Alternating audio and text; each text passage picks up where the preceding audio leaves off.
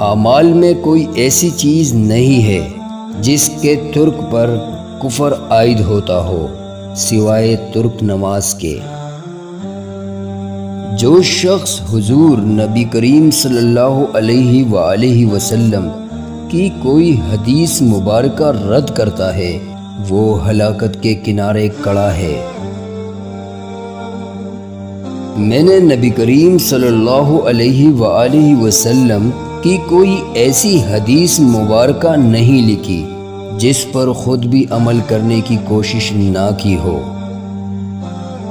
تم اپنے مذہبی معاملات میں کسی دوسرے کی تقلید نہ کرو۔ جب کسی شخص کے دوست انتقال کر جائے تو وہ ناکارہ ہو جاتا ہے۔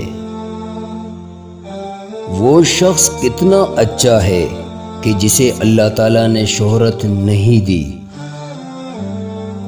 رضا یہ ہے کہ اپنے تمام کام اللہ کے سپرد کر دیے جائے۔